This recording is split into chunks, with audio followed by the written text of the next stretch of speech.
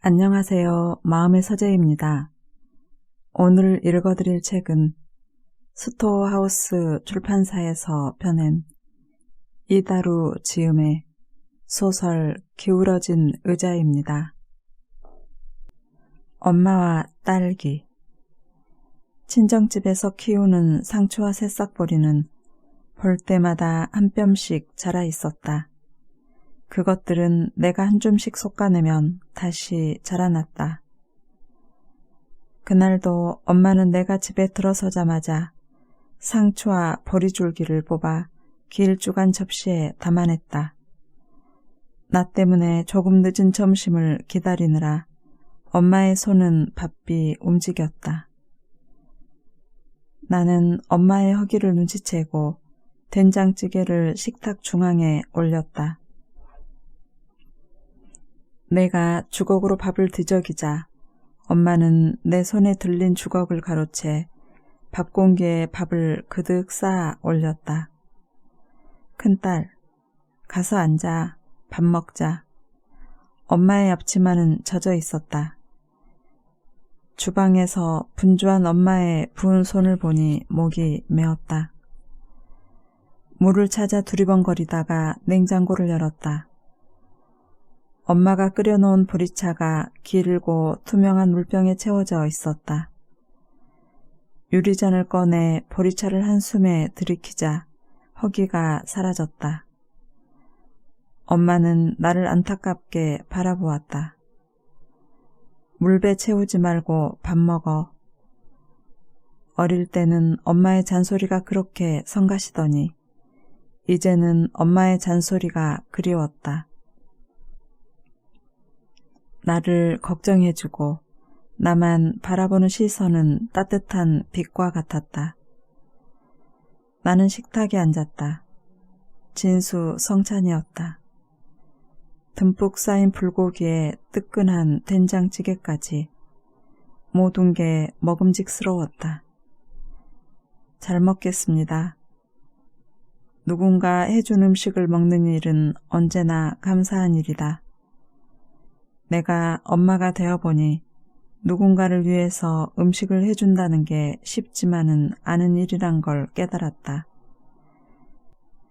세 식구가 둥그러니 식탁에 둘러앉아 수저에 뽀얀 밥을 한가득 떠서 이것저것 반찬을 그득히 올렸다. 한 입, 두 입, 숟가락은 쉬지 않고 움직였다. 이윽고 남편이 수저를 내려놓았다. 어머님 손맛은 역시 감동이네요. 남편의 말에 입꼬리가 조금 올라간 엄마를 보니 그렇게 뿌듯할 수가 없었다. 말로 표현한 감동은 2배가 된다. 함께 살았던 엄마에게 해주지 못했던 말들을 이제는 남편과 아들이 대신 해준다. 가족은 존재만으로도 나를 대변해주는 위대한 사람들이었다. 그런 가족을 위해서라면 희생이라는 단어도 아깝지 않다고 생각했다. 식사를 마치자 엄마는 빠르게 설거지를 했다. 싱크대에 쌓여가는 그릇 근처에는 나를 얼씬도 못하게 했다. 밥풀이 묻은 그릇을 돌려가며 닦아내는 엄마의 뒷모습을 보고 있으면 새삼 고마움이 떠올랐다. 살림하는 삶이 무료하기만 했는데 엄마의 자취를 따라가는 삶이 그다지 무료하지만은 않겠다고 생각했다. 엄마는 그 존재만으로도 존중받아 마땅했다. 설거지를 끝낸 엄마가 냉장고에서 스티로폼 상자를 꺼내왔다. 큼지막한 딸기가 가득 차 있었다. 4월의 딸기는 철이 막 지나는 끝물을 타는 과일이었다. 얼마 전 집 앞에서 딸기가 할인 판매 중이었다.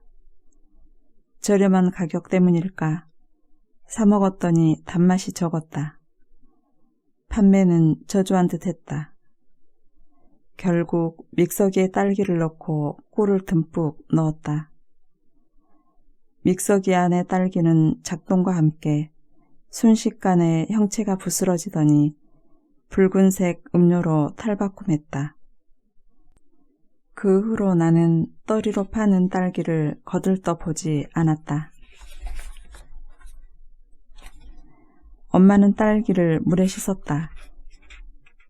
그 손길은 매우 조심스러웠다.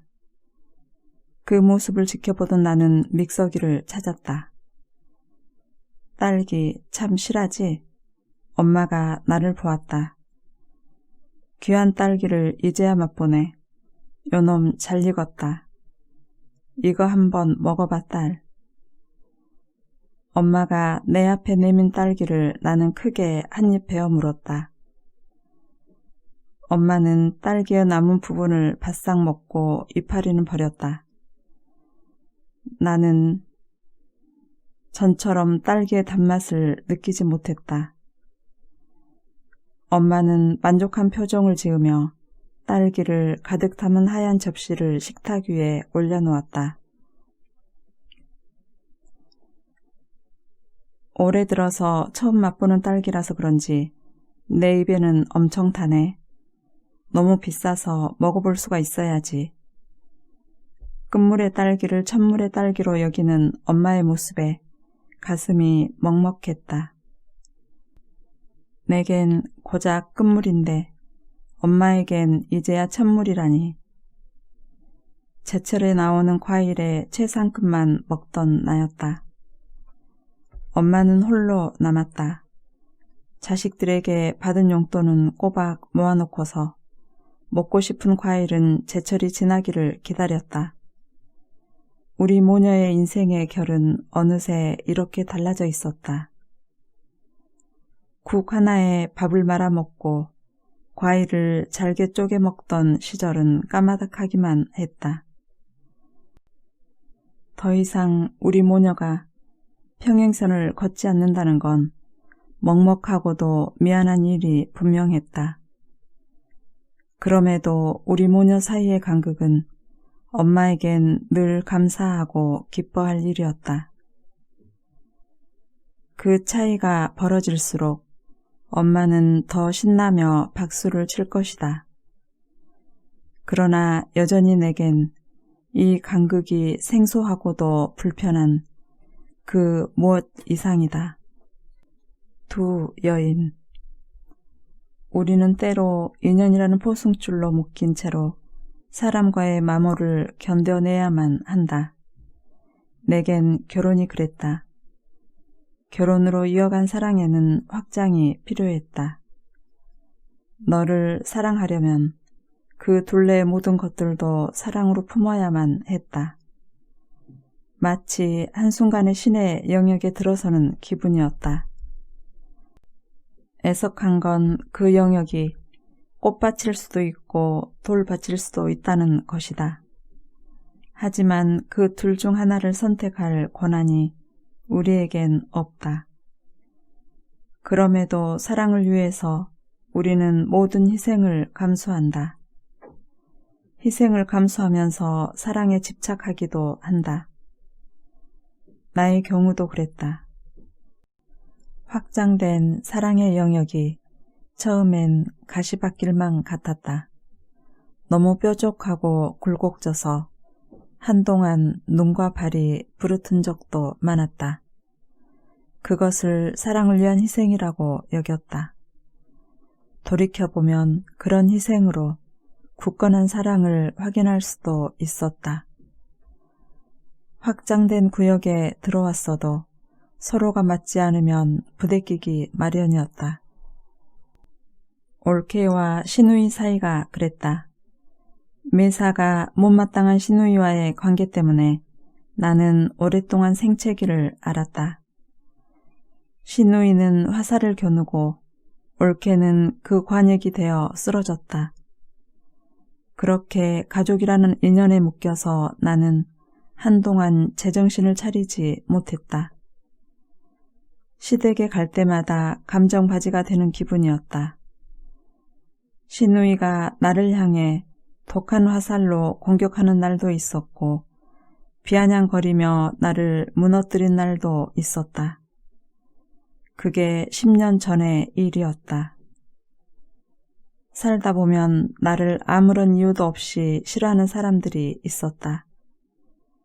살면서 그런 눈빛을 느꼈던 적이 한두 번이 아니었다.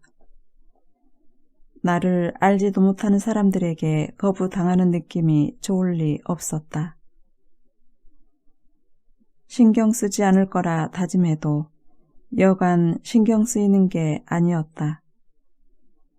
때로는 자괴감으로 도져서 고달프기도 했고 싫어하는 감정을 고스란히 내비치는 그들의 행동에 악이 뻗치기도 했다. 생각해보면 타인의 감정은 내가 어찌할 수 있는 영역이 아니었다. 타인이 느끼는 생각과 감정은 내가 어찌할 수 없는 부분이었다. 그럴 때마다 나는 시간을 견디거나 상황을 외면하는 쪽을 택했다. 신우이와의 관계에서도 시간을 견디기로 했다. 상황을 외면할 수 없으니 그 방법밖엔 없었다. 그렇게 10년이라는 시간을 버티면서 빈곤하고 연약했던 내게도 고집이 생겨났다. 상처가 생기고 아문 곳에 굳은 살이 단단히 박힌 것이다. 웬만해선 신우의 어떤 화살에도 내 살은 더 이상 뚫리지 않았다. 시련은 분노와 절망을 주는 동시에 성장을 도와주었다. 당장은 견딜 수 없는 고통이 밀려와도 결국 견디고 나면 마음은 어느새 한 뼘 자랐다. 그게 시련이 주는 힘이었다. 많은 시련을 겪었지만 가장 나를 힘들게 한 건 가족에서 비롯되는 시련이었다. 가장 가까이서 나를 찌르는 아픔은 한 발 떨어져서 찌르는 아픔보다도 당연히 크고 셌다. 가족은 서로에게 날카로우면 안 된다. 어느 공격보다 가장 힘이 세고 어떻게 저항해도 가장 힘이 들기 때문이다. 10년이 지나서 시가에도 평화가 찾아왔다. 어쩌면 서로 다른 모양이 제 공간에 맞춰 끼워지느라 부딪히고 닳는 과정일 수도 있었다. 내가 아팠던 만큼 신우이도 제 모양을 다듬는 고통쯤은 견뎠을 터였다. 그렇게 서로가 서로의 포승줄을 느슨히 잡아갔다. 가족 또는 가까운 사람들과의 관계에선 서로를 용서하거나 포용하는 행위로 마무리될 수 없는 무엇인가가 있다. 잘잘못을 따진다고 지난 일을 되돌려서 결론을 다시 내도 해결할 수도 없다. 끈끈한 관계는 그래서 더욱더 공을 들여서 엮어 나가야만 한다. 10년 전보다 더 단단해진 나, 더 부드러워진 신우였다. 그래서일까? 이제는 서로 어긋나지도 않고 불편해하지 않는다. 서로가 서로에게 맞춰지도록 변하고 버틴 시간들이 있었기에 가능했다. 가끔씩 나의 가슴에 꽂힌 차갑고 매정했던 말이 불현듯 나타났다가 사라지기도 했다. 그럴 때마다 나는 부족한 아량을 탓하며 스스로를 나무랐다. 신우이가 던진 말을 내 마음대로 가두거나 치워버릴 수만 있다면 좋겠다고 말이다. 다행인 건 그녀가 뱉어낸 말은 나에게로 흘러들어온 이상 어떤 고난도 상실했다는 것이다. 내 안에 쌓인 말은 누가 쏘았건 간에 나만이 어찌할 수 있었다. 뾰족한 촉이 되어 신우이에게 되돌릴 수도 있었고 삭혀서 양분으로 저장할 수도 있었다. 어떤 방식을 선택하던 이제는 나의 권한이었다. 나는 10년 동안 사방에서 날아오는 말들을 마음 창고에 차곡차곡 쌓아두었다. 시간에 묵혀서 그 성질은 단단해졌고 마모되어 반듯해졌다. 마치 그 올케의 마음이 대장간이고 그 올케가 대장장이가 된 것처럼. 쇼핑의 심리학. 이건 어때 보여요? 혁이 엄마는 거울 앞에서 포즈를 취했다. 사이즈가 맞았지만 허리와 팔뚝에 옷감이 달라붙자 그녀는 옷의 디자인을 문제 삼으며 다시 피팅룸에 들어갔다. 나는 혁이 엄마가 모델로 선 패션쇼에 와 있는 기분이었다. 벌써 4번째 옷을 갈아입는 중이었다. 예정된 쇼핑은 아니었다. 주차가 편한 백화점에서 만나기로 하고 개점 시간에 맞춰 약속을 정했을 뿐이었다. 때에 이른 점심 식사를 마치고 여성복 매장에 들리자 혁이 엄마의 행동이 눈에 띄게 빨라졌다. 그녀는 진열된 옷을 들춰보며 한쪽 팔에 맘에 드는 옷들을 차곡차곡 쌓았다. 누구의 시선에도 아랑곳하지 않고 피팅룸을 들락거리며 카멜레온 같은 변신을 했다. 그때마다 주원이 엄마의 탄성과 박수가 힘차게 이어졌다. 끝날 기미가 보이지 않는 혁이 엄마의 환복쇼에도 주원이 엄마는 계속 감동했다. 혁이 엄마를 향한 주원이 엄마의 열렬한 지지는 변함이 없었다. 언제부턴가 혁이 엄마와 주원이 엄마는 끈끈한 동지애가 바탕이 된 의좋은 관계로 발전했다. 아이들이 같은 반이 된 지 3달밖에 안 됐지만 두 사람은 둘도 없는 사이가 되었다. 그 때문에 나는 혁이 엄마와 주원이 엄마를 함께 만날 때마다 고독과 고립을 느꼈다. 한편으론 부러운 마음도 들었다. 아이와 같은 반 엄마들과 이렇게 두터운 관계를 맺을 수도 있구나 싶었다. 하지만 그들에게 다가가고 싶지는 않았다.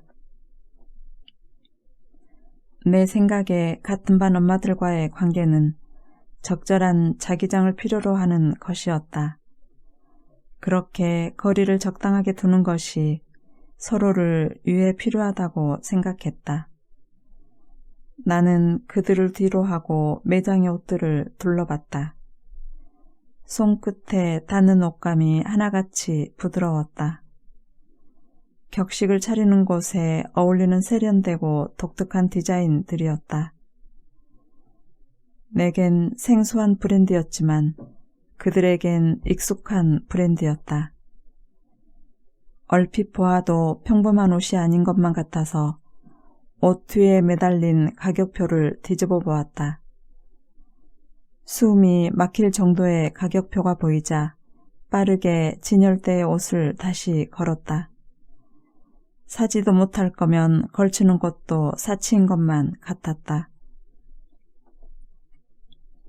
나는 옷을 뒤적이다 멈췄다.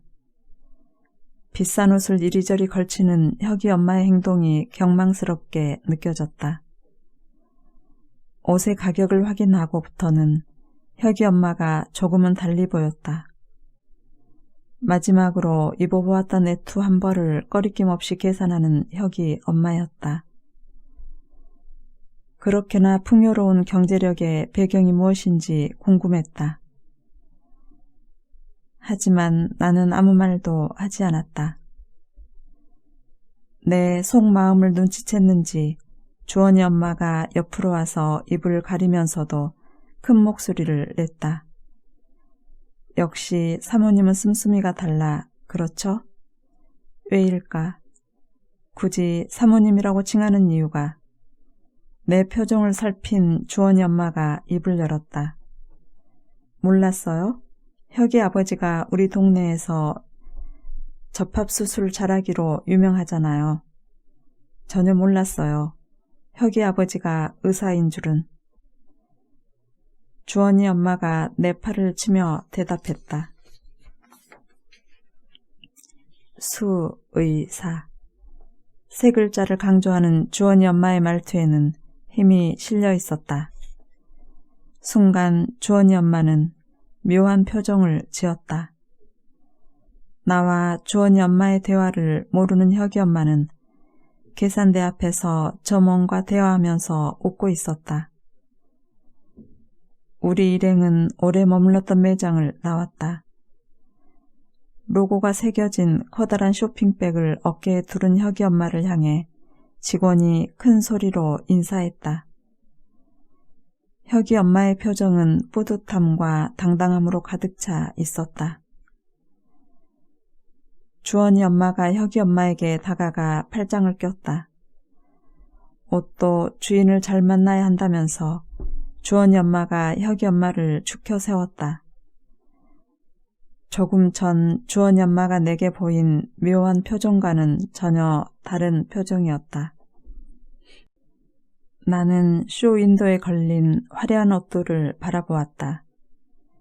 눈부신 쇼윈도는 내겐 보이지 않는 장막과 다를 바 없었다. 씁쓸했다. 대리석 바닥을 걷고 있는 내내 홀로 외딴 세상에 들어온 기분이었다.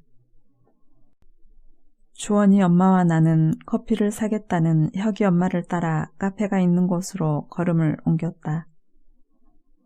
오전에는 한가했던 카페가 종호가 지나자 사람이 많아졌다. 간신히 빈 테이블에 짐을 풀고 커피를 주문했다. 테이블 주변은 시끄러웠다. 나는 혁이 엄마가 건네준 커피를 마셨다. 목이 말랐는지 양껏 커피를 마신 주원이 엄마가 혁이 엄마 쪽으로 몸을 기울이면서 의자를 바짝 끌어다가 그녀 옆에 붙어 앉았다. 언니 향수 어떤 거 쓰세요? 향이 정말 좋은데요. 그들의 대화가 불편했다. 나는 주원이 엄마가 말할 때마다 왠지 거북했다. 주원이 엄마는 나와 혁이 엄마보다 한 살이 적었다. 그녀는 혁이 엄마에게 언니란 호칭을 부르면서 서열을 가렸지만 내겐 준우 엄마라고 부르며 평등한 선을 탔다. 참, 준우 엄마, 나 뭐 좀 물어봐도 돼요? 나는 주원이 엄마에게 고개를 끄덕였다.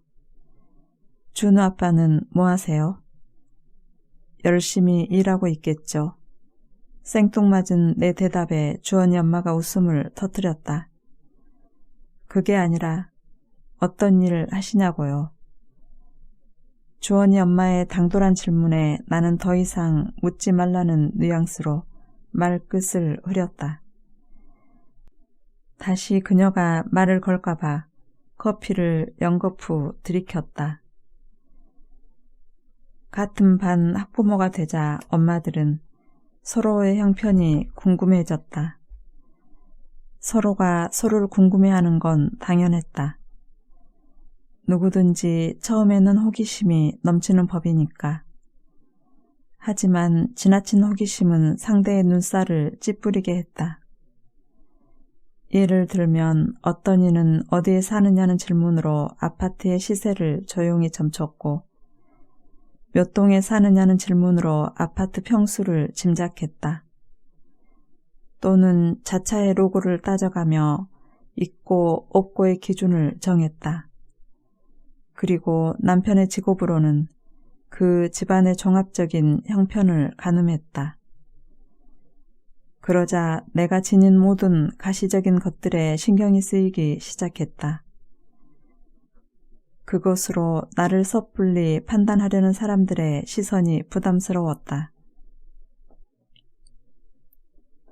그 때문에 같은 반 학부모 모임이 있는 날이면 비싸 보이는 옷을 걸치거나 화려한 가방을 들고 모임에 나서는 일이 잦았다. 그럴 때마다 어색함 때문에 속이 뒤틀렸다. 보이는 것으로 치장해서 얻은 누군가의 시선으로는 결국 한 줌의 행복도 사지 못했다. 기다린다는 것. 누군가를 기다리는 것은 내 시간을 흔쾌히 내어주는 것이기도 하다. 다시는 되찾지 못할 나의 유일한 시간을 타자에게 기꺼이 내어주는 것이기 때문이다. 그러니 기다려준다는 말보다 고마운 말이 세상에 또 있을까? 엄마라는 이름표를 달고 가장 많이 하는 일은 기다림이었다.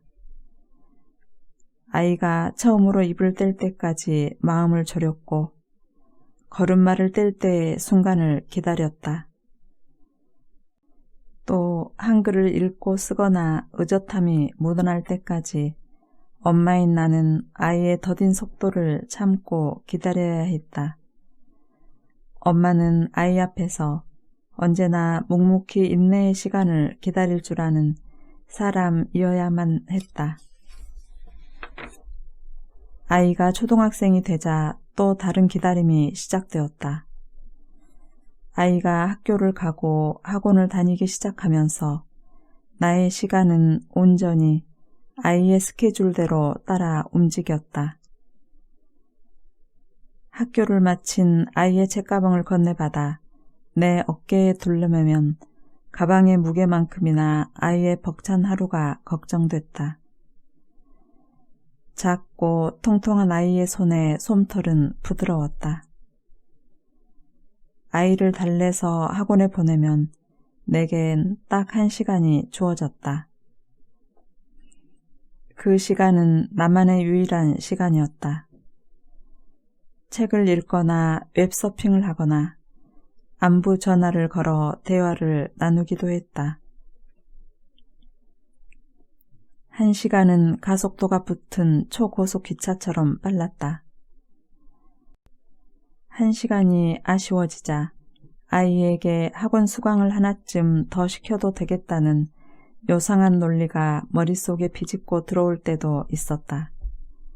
그럴 때마다 자리를 털고 일어나 아이를 데리고 집으로 향했다. 나는 또래의 아이들보다 늦은 것만 같은 아이의 성장 속도에 마음을 졸일 때가 많았다. 하지만 나는 희망을 버리지 않고 묵묵히 기다렸다. 기다리는 것 말고는 달리 할 수 있는 게 없었다. 원하면서 보채지 않고 기대하면서도 기대지 않는 마음으로 막막한 상황을 견뎌냈다. 아이는 고맙게도 엄마의 인내를 배신하지 않았다. 그런 상황과 순간들이 한데 섞이자 내 마음은 깊은 호수처럼 고요해졌다. 기다림은 닥친 상황에서 한 발 뒤로 물러나는 것이기도 했다. 마음만 조급하면 달라질 게 없었다. 두 발이 짝을 이루어 앞으로 나아가더라도 엄마의 마음만은 아이의 뒤편에 한 발짝 물러나 있어야 했다. 아이를 제치고 엄마는 언제든 앞에 서서 재촉할 수도 있었다. 하지만 그런 행동은 아이와 나를 모두 지치게 할 뿐이었다. 아이가 걸어갈 긴 길 위에서 아이가 지치고 힘겨워한다고 해서 오랫동안 아이를 끌고 갈 수는 없는 노릇이었다. 그러므로 기다림이 엄마의 삶에서 반드시 필요하다고 생각했다. 오늘도 아이는 똑같은 일상을 보내려고 여린 몸을 움직인다. 그 몸짓이 점점 묵직해지고 커질 것을 나는 알고 있다. 아이의 늘어가는 배움의 양만큼이나 엄마의 기다림도 그만큼 길어질 것이다. 또 아이의 교우 관계가 깊어질수록 내 품으로 돌아올 시간도 늦어질 것을 안다. 그럴수록 나는 아이의 등 뒤에서 한 발, 두 발 거리를 두어야 한다. 떨어지지 않는 두 발을 억지로 끌어낼 때도 분명 있을 것이다. 그러므로 함께하는 공간에서 거리를 둔다는 것은 서로가 연걸어가는 시간을 허락하는 일과 같다. 그래서 우리에겐 빨리라는 조급함이 전혀 필요하지 않다. 각자의 마침을 다할 때까지 묵묵히 기다려주는 마음만 있으면 된다. 작가의 말. 사람과 사람 사이에 관계가 끊어지면 더 이상 우리가 아는 이야기는 없을 것이다.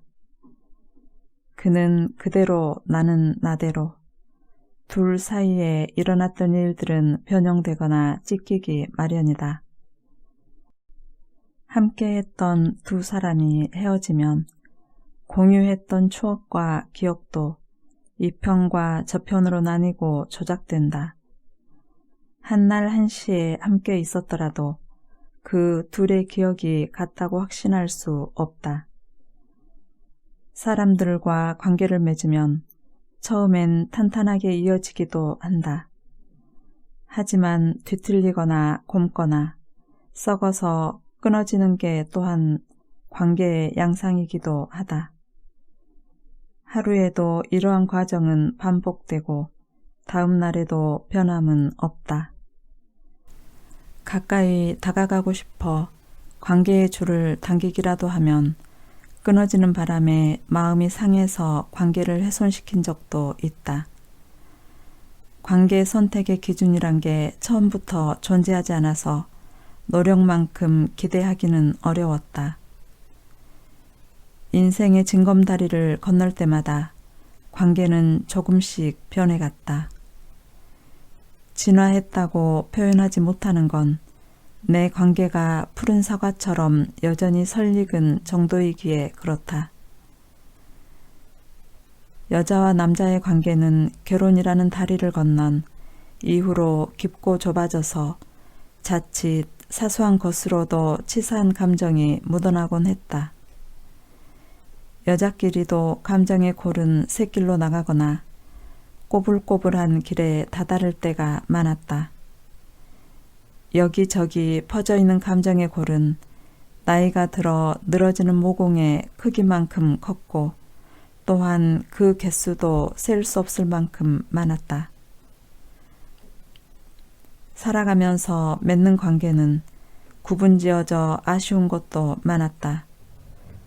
하지만 그것은 삶이 흘러가는 방향대로 가고 있다는 표징이기도 했다. 삶에서의 관계들은 대부분 좁고도 깊어서 문제라도 생기면 크게 부각되거나 확장되곤 했다. 그 안에서 얽히고 설킨 관계들은 전보다 강렬한 자극을 건네며 나를 수없이 흔들었다. 나는 대부분의 사람들이 나와 비슷한 패턴을 가지고 삶을 산다고 생각했다. 그 때문에 사람들을 일정하게 분리된 부류에 끼워 제멋대로 예측했다. 그렇게 되자 보고 싶은 것만 보고 듣고 싶은 것만 들으려는 태도가 강해졌다. 또한 저마다 자신만의 행동을 고집한다고 생각했다. 인간관계를 맺는 데 어느 순간 마주할 관계의 양상을 미리 떠올려 보는 것도 실수를 줄이는 방법일 것이다. 그건 사람들이 자신만의 본성을 가지고 있기 때문에 그렇다. 다양한 사람들과 관계를 맺는 일이 어찌 한결같을 수 있을까?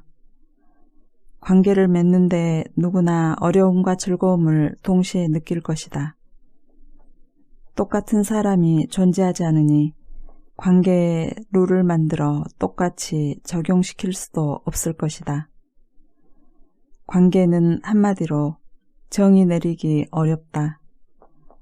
하지만 경험이 많을수록 관계 형성을 둘러싼 대처 능력은 나아질 것이다. 많이 만나 관계를 맺을수록 더욱 유연해지고 양보할 줄 알게 된다. 지금의 내 나이에 들어서 겪게 되는 관계의 양상을 삶을 녹여내서 보여주는 책은 의외로 눈에 띄지 않았다. 그리하여 나는 배운 적 없고 누구 하나 가르쳐준 적 없었지만 관계의 사건들을 글로써 다양하게 펼쳐보았다. 사람과 사람과의 관계를 통해 우리네 삶의 반경이 넓어지는 것만은 아니라고 생각한다. 서로가 가까이서 얽히고 어우러지면서 관계 역시 촘촘하게 맺어질 것이다. 그럼으로써 우리의 삶이 더욱 고귀하게 빛날 것이라고 나는 믿고 싶다.